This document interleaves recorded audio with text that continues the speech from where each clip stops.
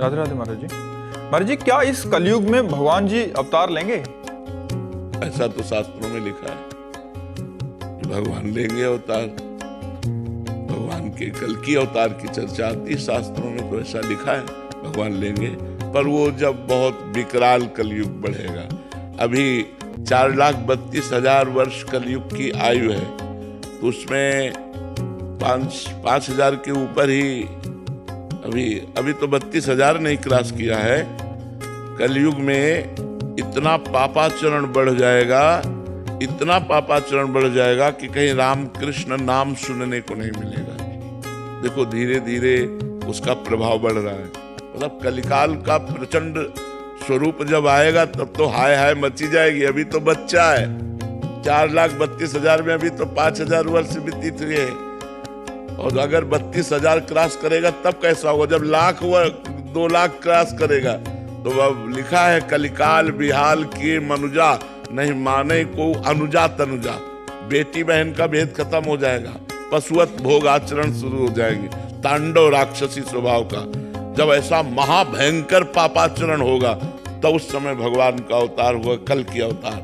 फिर वो दुष्टों का विनाश करके तब फिर सतयुग आ जाएगा। वो आखिरी में 4,32,000 पूरे होते होते आखिरी में भगवान का अवतार होगा। जब भगवान का अवतार होगा उसी समय से सतयुग लग जाएगा, कलयुग की पूर्णता हो जाएगी। पर कलयुग अभी बहुत बहुत बहुत दुख है कलयुग में, बहुत दुख कलयुग में। शरीर स्वस्थ नहीं।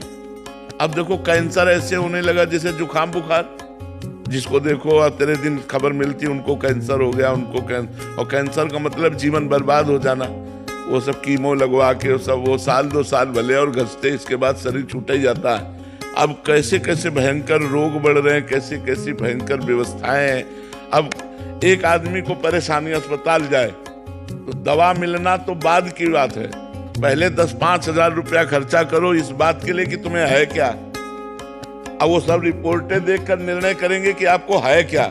इसके बाद उसकी फीस दो डॉक्टर की, फिर दवा दो, और फिर 2-4 दिन बाद आओ, तब वो देखेंगे दवा का प्रभाव क्या पड़ा, जांच करवाओ।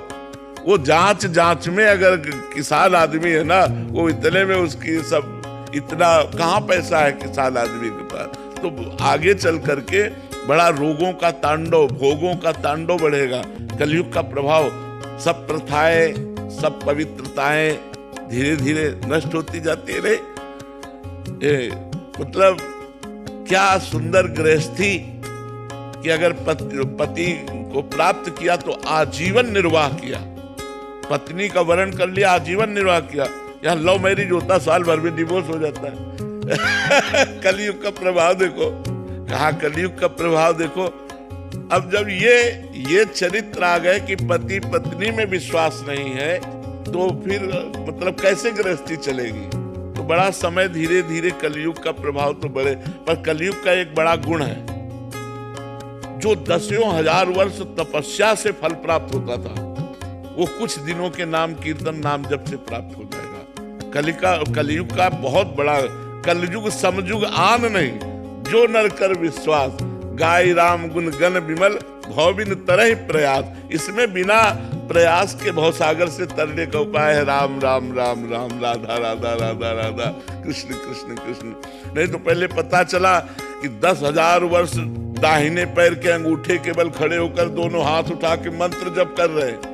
कितनी कठिन तपस्या। तो कलयुग में ये 10 सेकंड नहीं खड़े हो सकते अंगूठे के बल, 10,000 वर्ष तो बाद जाने दो। तो इसीलिए इसमें छूट दे दी गई कि आप नाम जप कर, कलयुग केवल नाम आधारा, सुमिर सुमिर नर उतर पारा। भगवान का नाम जप करके आप संसार समुद्र से पार हो सकते हैं। ये कलयुग की विशेष महिमा है।